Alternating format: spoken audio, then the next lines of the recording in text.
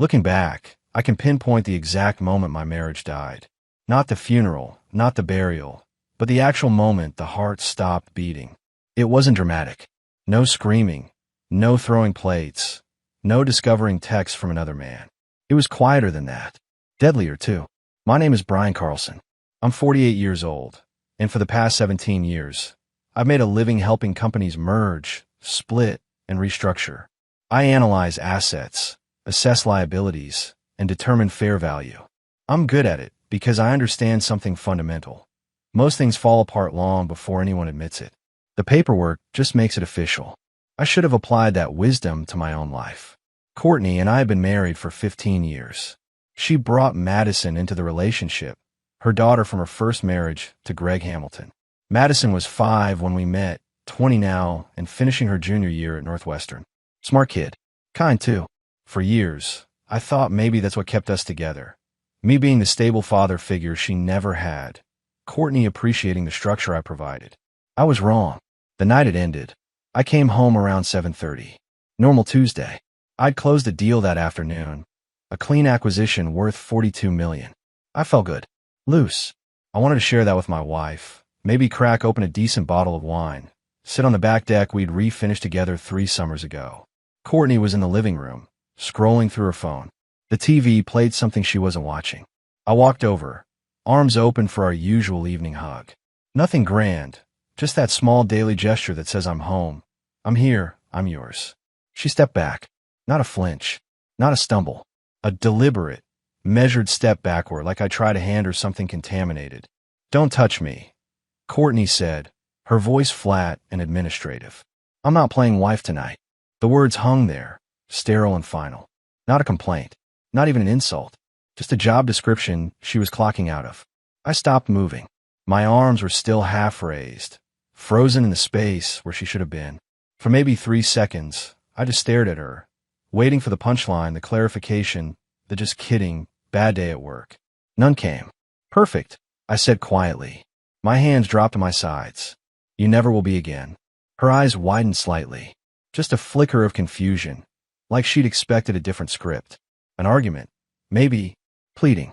The usual dance where I'd ask what was wrong. She'd deflect, and we'd pretend it never happened by morning. But I was done dancing. I turned and walked down the hallway. Past the framed photo of our wedding day in Napa. Past the bookshelf I'd built by hand when we first moved into this house. Past the closed door of what used to be my home office before Courtney decided it should be her yoga room. I opened the guest bedroom door, stepped inside, and locked it behind me. The click of the lock was soft, polite even, but in that silence, it sounded like a gavel. I sat on the edge of the bed and stared at the wall. No anger, no sadness, just a strange, cold clarity, the kind I usually reserve for balance sheets and due diligence reports. Liability identified, risk assessed, time to restructure. Courtney didn't knock that night, didn't text, didn't call through the door asking if I was okay. And honestly, that told me everything I needed to know. By morning, she probably assumed I'd be back in the kitchen making coffee, asking what she meant, waiting for her to smooth it over with some half-hearted excuse about being stressed or hormonal or tired. That's how it always went. I'd poke, she'd snap, I'd absorb. We'd reset, but I wasn't resetting anything. When she walked into the kitchen the next morning, the coffee was already brewed. 1 cup poured. Hers. I'd eaten earlier, alone, out on the porch with my laptop. She stared at the single mug like it was evidence in a trial she didn't know she was part of. I didn't look up from my screen. You're being dramatic, she said, not even glancing away from her phone. I took a sip of my own coffee, the one I brought outside. You said you're not playing wife. I'm just respecting the performance. She scoffed. God, 1 comment and you act like I committed a crime. I finally looked at her. Really looked. And for the first time in years, I saw her clearly. Not as my wife. Not as Madison's mother. Just as someone I've been carrying for too long. You didn't commit a crime, I said evenly. You just quit. I'm accepting your resignation. I stood, walked back into the guest room, and locked the door again. That's when she realized this wasn't a fight. It was an exit strategy, and I'd already drafted the terms. Courtney expected the usual pattern. A day or 2 of cold shoulder, then I'd crack, apologize for overreacting, and we'd slip back into our routine. That's how it always worked. Except I wasn't following the script anymore. Day 2. I got up at 5:30, same as always. Made coffee. Only enough for me. I ate breakfast on the patio, reviewing client files for an upcoming merger between two pharmaceutical distributors. The numbers were clean. The deal would close smooth. When Courtney came downstairs around 7, she found the kitchen empty. No second mug waiting. No plate set out. Just the faint smell of coffee that had already been consumed. She walked to the patio door and stared at me through the glass. "Are we seriously not going to talk about this?" she asked. I didn't look up from my laptop. Just kept scrolling through the asset evaluation spreadsheet. "Brian." Her voice had an edge now. "This is ridiculous." I took a sip of coffee. Kept reading. She stood there for another 30 seconds, waiting for me to blink first. When I didn't, she huffed and walked back inside. I heard the cabinet door slam. The microwave beep. Her car start in the driveway 10 minutes later. I didn't move. That evening, I came home at 6. Courtney was already there, reheating leftovers. I walked straight to the guest room, changed into workout clothes, and went for a run. 5 miles. When I got back, I showered in the guest bathroom, made myself a turkey sandwich, and ate it in my room while catching up on emails. At 9:15, she knocked. "Brian, come on. This is childish." I didn't answer. She tried the handle. Locked. "You can't just lock yourself away every time you're upset," Courtney said through the door. Silence. "Fine. Be that way." Her footsteps retreated down the hall. Day 3, the text started. "Can we talk after work?" I saw it. Didn't open it. "You're really going to ignore me?" Didn't open that one either. This is so petty. I let them stack up. Unread. Little digital breadcrumbs of her growing panic. By day 4, she changed tactics. When I came home, there was a bottle of wine on the counter. 2 glasses. She was sitting on the couch in the living room, magazine in her lap, trying to look casual. "Hey," she said as I walked in. Her tone was lighter, almost friendly. I thought maybe we could just talk. Clear the air. I looked at the wine. At her. At the performance she was staging. "I don't drink on Thursdays," I said evenly. Which was true. "But thanks." I walked to the guest room. "Brian, seriously?" Her voice rose. "I'm trying here." I closed the door. Locked it. She didn't knock that night. But at 11:47, my phone buzzed. "I'm sorry, okay? I didn't mean it like that. I was just tired and stressed. Can we please move past this?" I read it, then set the phone face down and went to sleep. The next morning, Friday, I was gone before she woke up. Early breakfast meeting with a client in the city. Real meeting, not an excuse. But the timing worked in my favor. When I got home that evening, she was in the kitchen with a glass of gin. Not wine. Gin. That's when I knew the panic was setting in. Wine was her social drink. Gin was her father's drink. And she hated her father. "How long are you going to keep this up?" she demanded as I walked past. I paused, looked at her directly for the first time in days. "Keep what up?" I asked calmly. "This." She gestured at the space between us. The silent treatment. The locked doors. Acting like I don't exist. "You said you're not playing wife," I replied. "I'm just honoring that boundary. Isn't that what you wanted?" Space. Her mouth opened. Closed. Opened again. "I didn't mean." "You did," I said. "And I believed you." I walked to the guest room and shut the door. That night, she texted 4 more times. "Please, we need to fix this. I miss you. Answer me." I didn't open a single one. Because the moment I responded, she'd know I was still reachable. That there was still a string she could pull. But the theater was closed. The lights were off. And she was starting to realize she'd been performing for an empty house all along. By the end of the first week, Courtney realized silence wasn't a phase. It was a strategy. And she needed reinforcements. Sunday morning, she called her sister Stephanie. I heard her voice from the guest room. That forced casual tone she used when she was trying to control a narrative. "Hey Steph, it's me." "Yeah, I know it's been a while. Listen, I just wanted to check in. Brian's been acting really strange lately." I kept working on my laptop, reviewing the final documents for a healthcare merger, closing on Tuesday. Numbers don't lie. People do. "No, nothing like that," Courtney continued. "He's just distant. Cold. Won't talk to me. I don't know what I did." I almost laughed. She knew exactly what she did. 15 minutes later, her voice got quieter. Tighter. "Okay. Yeah, I'll figure it out. Thanks, Steph." The call ended abruptly. No warm goodbye. No plans to meet up. Just the hollow click of someone who'd been politely dismissed. That afternoon, she tried Colin, my best friend since college, the guy who stood up at our wedding, who'd endured Courtney's passive-aggressive comments at every barbecue for 15 years and still showed up with a smile.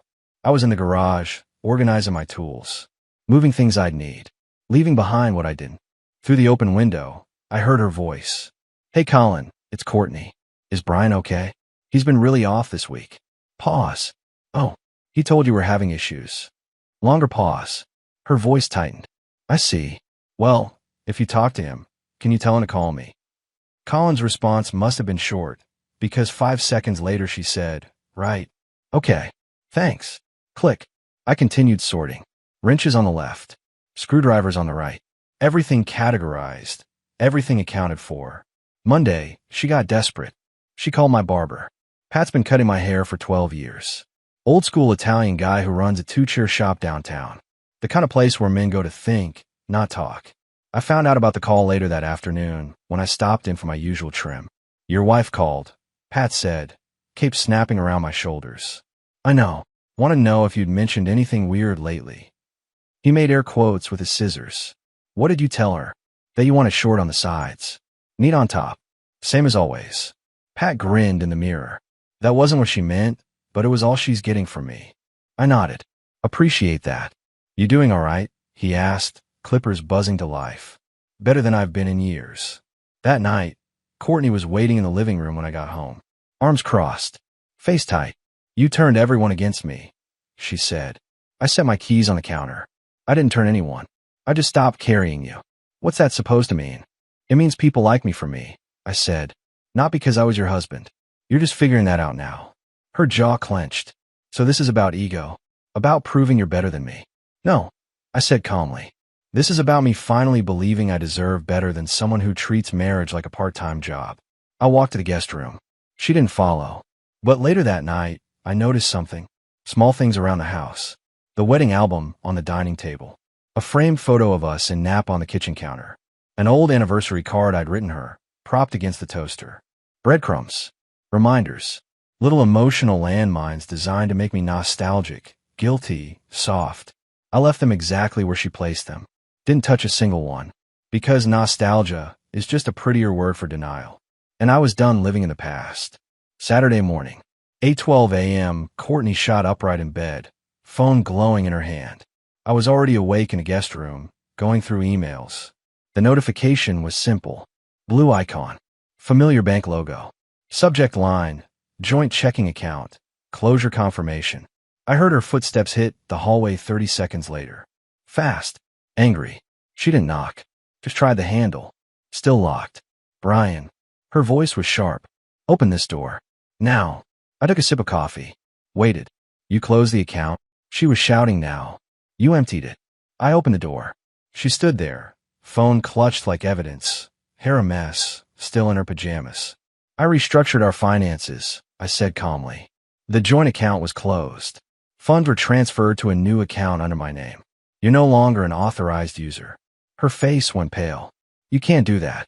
I can. I was the primary account holder. You were authorized. I revoked that authorization. Where's the money?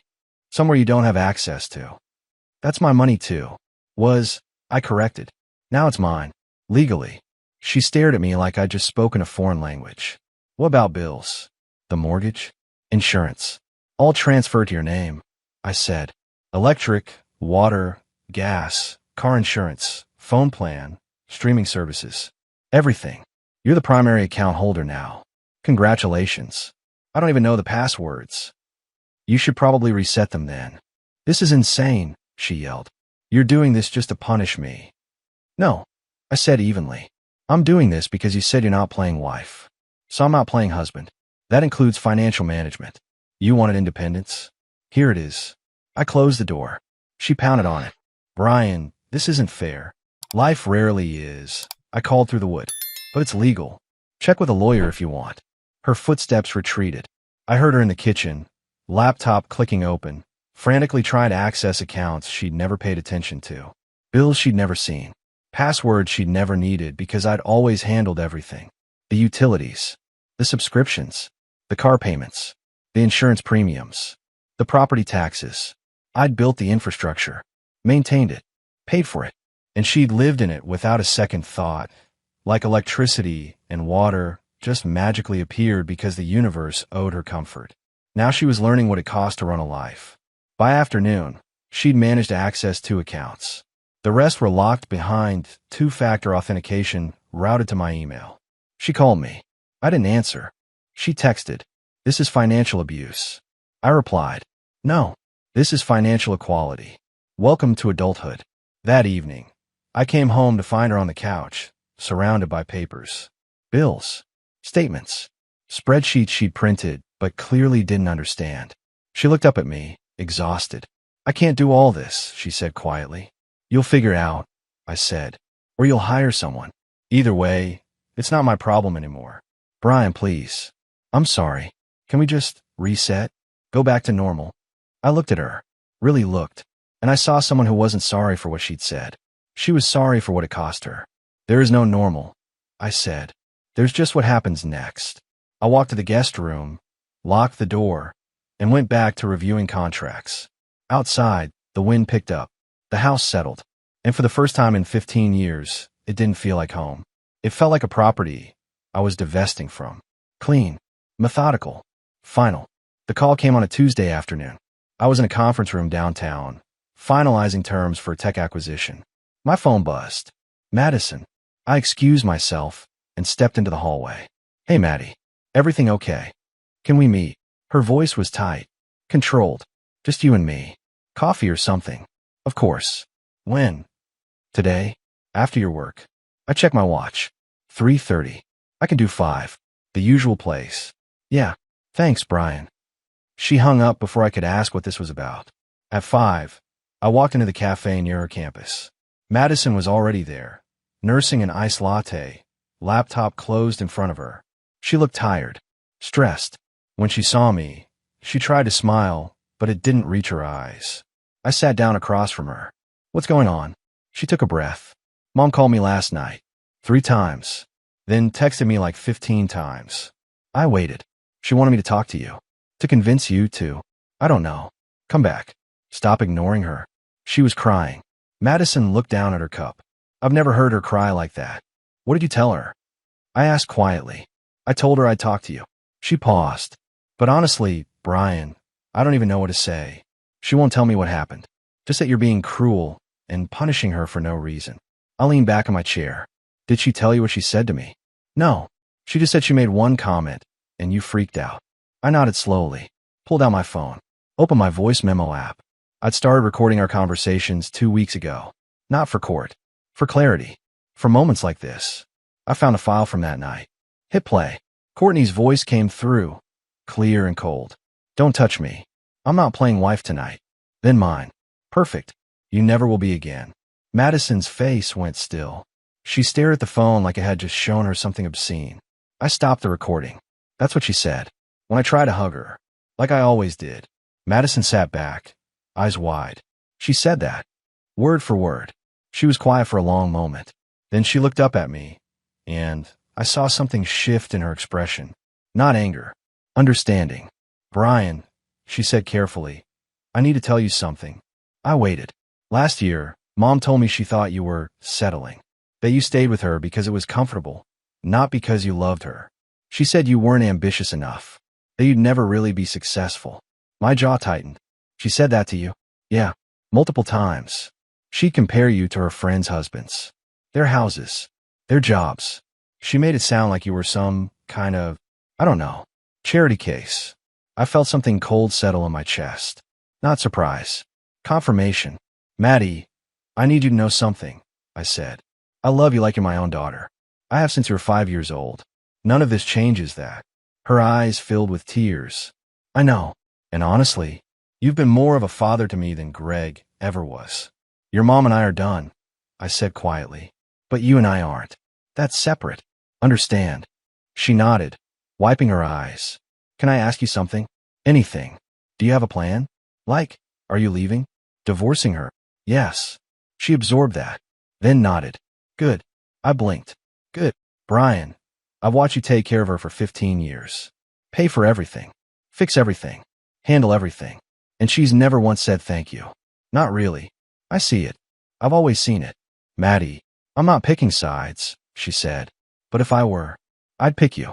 Because you actually showed up. We sat there in silence for a moment. Then she reached across the table and squeezed my hand. Whatever you need, she said. I'm here. I squeezed back. Thank you. When I got home that night, Courtney was waiting. She knew Madison and I had met. What did you tell her? She demanded. The truth, I said. You turned my own daughter against me. No, I said calmly. You did that yourself. I walked to the guest room and closed the door. Behind me, I heard her start to cry. Real sobs this time. Not manipulation. Not performance. Just the sound of someone finally understanding what she'd lost. The letter arrived on a Thursday. Plain envelope. No return address. Postmarked from Denver. Inside, a single handwritten note on hotel stationery. Brian, we haven't met, but I think we should. I'm in town next week for business. Wednesday, 6 p.m., Miller's Tavern downtown. I'll be at the bar. Greg Hamilton. I stared at the note for a long time. Greg Hamilton. Courtney's first husband. Madison's biological father. The man who'd walked out on them when Maddie was 2 years old and never looked back. What the hell did he want? Wednesday came. I arrived at Miller's at 5:50. Scanned the bar. A man in his early 50s sat alone at the far end, nursing a scotch. Graying hair. Expensive watch. Tired eyes. He saw me, nodded, and gestured to the empty stool beside him. I sat. The bartender came over. Bourbon, I said. Neat. Greg waited until my drink arrived. Then he raised his glass. To bad decisions and worse wives, he said. I didn't drink to that. Just looked at him. You're wondering why I'm here, Greg said. The thought crossed my mind. He took a sip. Madison called me 2 weeks ago. First time in 8 years. Told me you and Courtney are splitting up. We are. Good. He set his glass down. Let me save you some time and a lot of money. I know what she told you about me. That I was a deadbeat. That I abandoned them. That I was cruel or distant or whatever version she spun over the years. Something like that. It's bullshit, Greg said. All of it. I waited. Courtney and I were married for 4 years. The first 2 were fine. The last 2 were hell. She'd ice me out for days. Belittle me in front of friends. Make me feel like I was never good enough. Never doing enough. Never being enough. And then, one night, I came home from work and tried to kiss her hello. My stomach dropped. She stepped back. Greg continued, his voice flat. Said, I'm not playing wife tonight. Like it was a role she could just clock out of. I felt the air leave my lungs. I left the next day, Greg said. Filed for divorce a week later. She got full custody of Madison because I didn't fight it. I was broken. Burned out. I just wanted away from her. But you disappeared, I said. Madison thinks you didn't care. I sent child support every month for 16 years, Greg said. Never missed a payment. Courtney told Madison I never sent a dime. She pocketed the money and lied. I stared at him. Why didn't you fight that? Because I was a coward, he admitted. I didn't want to go back into that courtroom. Didn't want to see her face. Didn't want to relive it. So I sent the checks and told myself Madison would figure it out when she was older. He pulled out his phone. Show me a scanned image. Bank statements. Years of them. Child support payments. Every single month. $1,800. For 16 years. Jesus, I muttered. She does this, Greg said quietly. She finds good men. Stable men. Men will take care of her. And then she drains them until there's nothing left. When you're empty, she moves on. Why are you telling me this? Because Madison deserves to know the truth, he said. And because you deserve to know you're not crazy. This isn't on you. It's her. It's always been her. I took a long drink. Let burn. Does Madison know you're here? Not yet. But I'd like to see her. If she's willing. I'll talk to her, I said. Greg nodded. One more thing. When you file for divorce, get a forensic accountant. Courtney's hiding money. She did it to me, and I guarantee she's doing it to you. Find it before she moves it. We sat in silence for a moment. 2 men. Different generations. Same trap. Thanks, I said finally. Don't thank me, Greg replied. Just get out while you still can. I left the bar at 7:30. Drove home in silence. When I walked in, Courtney was on the couch, scrolling through her phone. She didn't look up. I didn't say a word. Just went to the guest room, locked the door, and started making calls. The Forbes notification came through on a Tuesday morning. I was reviewing acquisition documents when my phone buzzed. Tech startup Neuralink acquired by Microsoft for $47 million. Early investors see major returns. I clicked the article. Scroll down. There it was.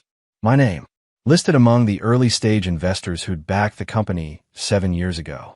I put in $25,000 back in 2018. A calculated risk on a friend's AI project. I'd mentioned it to Courtney once. She'd rolled her eyes and called it throwing money away on tech nonsense. My share of the acquisition, $4.2 million. The wire transfer would hit my account in 30 days. I sat back in my chair and stared at the ceiling. $4.2 million. After taxes, roughly $2.8 million. Money Courtney had no legal claim to because I'd invested it before we were married, and the prenup I'd insisted on protected premarital assets and their appreciation. She didn't even know the prenup existed. We'd signed it at a party, 4th of July 2009, at her friend's lake house. She'd been 3 glasses of champagne deep, laughing with her friends, barely reading it. My lawyer had been thorough. Very thorough. That evening, I came home to find Courtney on her laptop at the kitchen table. Her face was pale. "When were you going to tell me?" she asked, turning the screen toward me. Forbes article. My name highlighted. "I just found out this morning," I said calmly. $4 million. Her voice was shaking. "You have $4 million coming, and you didn't think to mention it." 4.2, I corrected. "Before taxes. We could pay off the house. We could travel. We could." "We aren't doing anything," I said. "That money is mine. From an investment I made before we got married. We're married. What's yours is mine." "Actually, no." I pulled out my phone, opened the PDF of our prenuptial agreement, showed her the signature page. Her signature, dated July 4th, 2009. Her face went white. "What is this?" "A prenup. You signed it. At the Henderson's lake house. Remember? You were drinking champagne. Said it was just a formality, and signed without reading." She stared at the document like it was written in a foreign language. "This can't be legal." "It is. You had independent counsel available. You chose not to use it. That's on you. You tricked me. I gave you a legally binding contract, and you signed it without reading," I said. "That's not trickery. That's negligence." Her hands were shaking. "So you're just going to keep millions of dollars to yourself while I'm drowning in bills?" "Yes. That's not fair." "Life rarely is," I said. "But it's legal." She stood up so fast her chair fell backward. "You cold, calculating man. You planned all of this." "I prefer prepared," I said. "But bastard works too." I walked to the guest room. Behind me, I heard her sobbing. Not the performative kind. The real, ugly kind that comes when you realize you've lost something you never actually had. The next morning, she called her lawyer. I knew because she was screaming into her phone in the living room when I left for work. By afternoon, she calmed down. "Send me a text. Can we please talk about this like adults? I'm sorry for calling you names. We can work something out." I didn't respond. That evening, I met with my own attorney. We drafted the divorce papers. Clean. Simple. Citing irreconcilable differences. The prenup made everything straightforward. No alimony. No division of premarital assets. No claims on my business income or investments. She'd get the house. The car in her name. Whatever was left in her personal accounts. I'd get everything else. My lawyer looked at me over his glasses. "She's going to fight this." "Let her," I said. "The prenup is ironclad." "What about Madison?" "Madison's 20. Legally an adult. But I'm setting up a trust fund for her. $500,000. For grad school or whatever she needs. Separate from the divorce." He nodded approvingly. "That's good of you." "She's my daughter," I said. "Even if the marriage is over." I signed the papers. The process was in motion. When I got home, Courtney was waiting. "We need to talk about the money," she said. "There's nothing to talk about." "Brian, please. I'm sorry for how I acted. I'm sorry for everything. Can't we just start over? Forget all this happened." I looked at her. Really looked. And I saw someone who wasn't sorry for hurting me. She was sorry for losing access to my resources. "No," I said. "We can't." "Why not?" "Because the day you told me you weren't playing wife, I stopped playing husband. And unlike you, I don't go back on my word." I walked to the guest room and closed the door. Outside, thunder rumbled. The storm was coming. But I was already inside. Dry. Safe. Prepared. Courtney started therapy. I knew because she left the business card on the kitchen counter where I'd see it. Dr. Jennifer Walsh, Ph.D., specializing in relationship counseling and narcissistic personality patterns. Subtle. Real subtle. 2 weeks later, she tried a different approach. Came to the guest room door one evening, knocked softly. "Brian? Dr. Walsh suggested we might benefit from couples counseling. Would you consider it?" I opened the door. "No, just one session. Please. To get closure if nothing else." I studied her face. She looked tired. Desperate. Maybe even genuine. "Fine," I said. "One session. But I'm picking the therapist." "Okay," she said quickly. "Whoever you want." I called Dr. Richard Brennan, a psychologist Colin had recommended.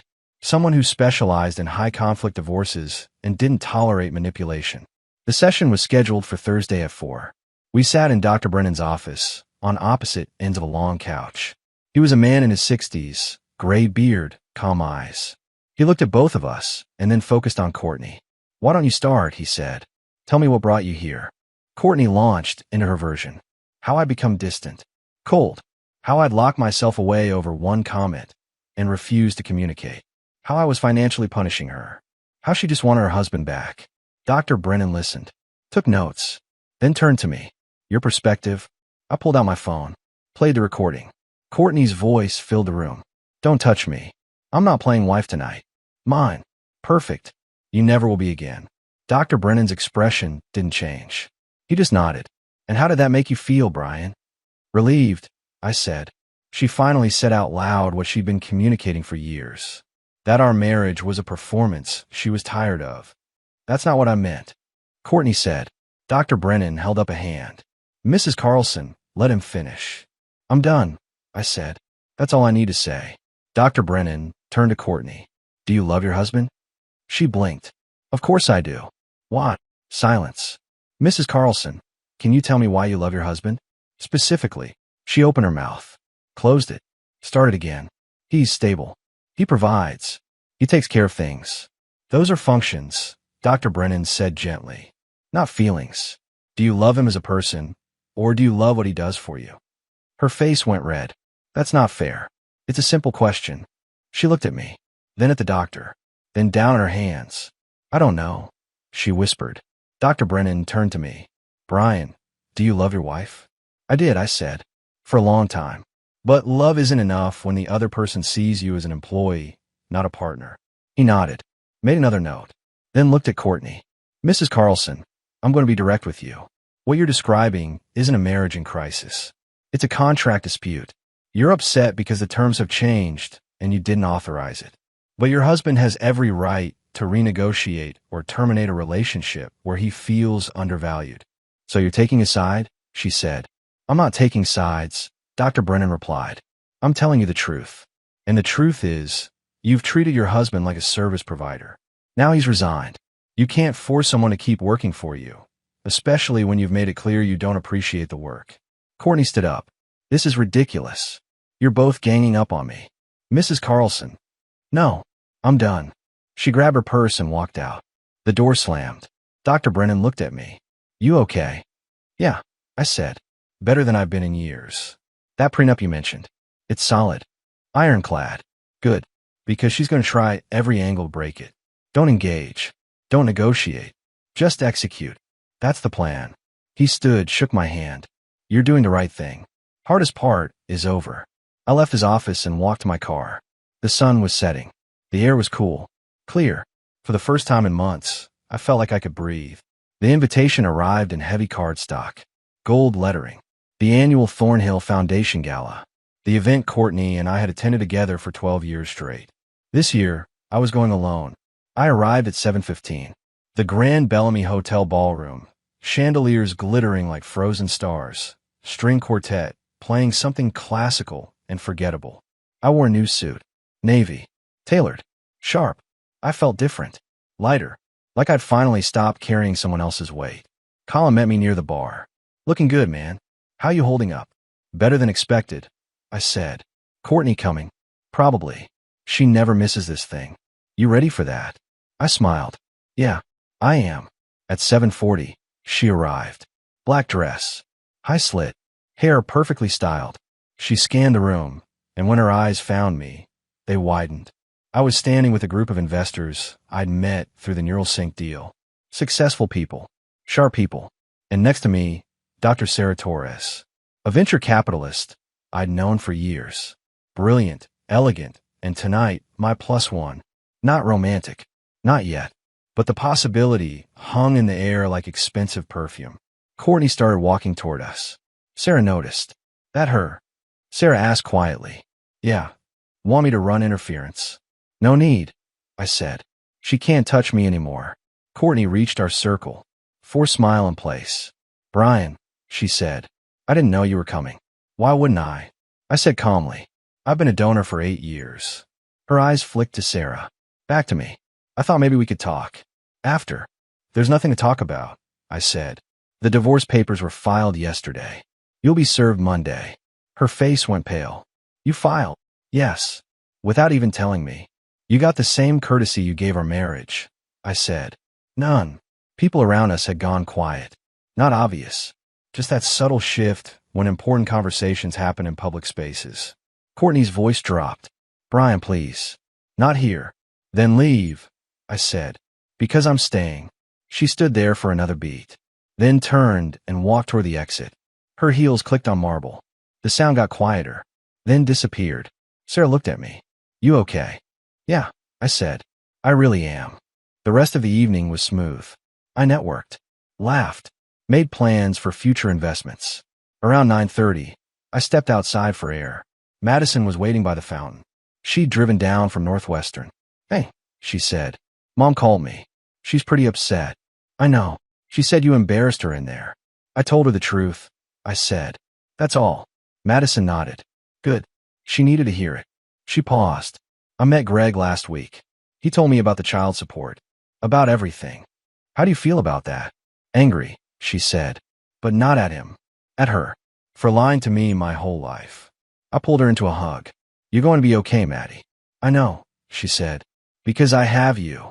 When I got home that night, the house was empty. Courtney had left. Just packed a bag and gone to her sister's, according to the note on the counter. I walked through the rooms. The guest room where I'd slept for weeks. The kitchen where she'd tried to manipulate me back. The living room where it all ended. It didn't feel like home anymore. It felt like a building I was about to vacate. And that was fine. Because home isn't a place. It's a feeling. And I hadn't felt a home here in years. For months later, the divorce was finalized. Clean. Simple. The prenup held up without a single crack. Courtney's lawyer had tried every angle. Argued arrests. Claimed she didn't understand what she was signing. Even suggested I'd deliberately gotten her drunk. The judge reviewed the evidence. The independent counsel clause. The 2-week waiting period before signing. The notarized statements. Denied. Every single motion. Courtney got the house. The car in her name. Her personal accounts. About $80,000 total. I got everything else. The investments. The business income. The neural sync payout. My retirement accounts. The new condo I bought downtown. No alimony. No ongoing obligations. Madison got her trust fund. $500,000. Managed by an independent trustee until she turned 25. She cried when I told her. Called me the best father she'd ever had. That made everything worth it. I was sitting in my new place when Colin called. Heard Courtney's engaged, he said. Already. I asked. To who? Some regional manager she met at a conference. Older guy. Retired executive. I laughed. Of course she is. You okay with that? Colin, I don't care what she does. She's not my problem anymore. Fair enough. Hey, Sarah Torres asked about you yesterday. Said you two should get coffee. Yeah. I think she's interested. Maybe I'll call her, I said. You should. You deserve someone who actually appreciates you. After we hung up, I walked to the window. The city stretched out below. Lights. Movement. Life. My phone buzzed. A text from Madison. Brunch tomorrow? I want to hear about your new place. I smiled and typed back. Absolutely. My treat. Another text came through. Sarah. Hey, stranger. Still up for that coffee we talked about? I hesitated. Then typed. How about dinner instead? Her response came fast. Perfect. Friday at 7. It's a date. I set the phone down and looked around my condo. Modern. Clean. Mine. No old photos on the walls. No wedding albums on tables. No reminders of a life I'd outgrown. Just space. Potential. Freedom. Courtney had asked me once, right before the divorce was finalized, if I ever regretted walking away. I told her the truth. The only thing I regretted was not walking away sooner. Because the moment she told me she wasn't playing wife, I should have believed her immediately. Should have packed my bags that night. Should have trusted my gut instead of hoping she'd change. But I didn't. I'd given her weeks, months, chances she never deserved. Not anymore. Now I was 48 years old, financially secure, emotionally free, and for the first time in 15 years, I was building a life on my terms. No performances, no scripts, no pretending, just me, living, finally, and that felt better than any marriage ever had.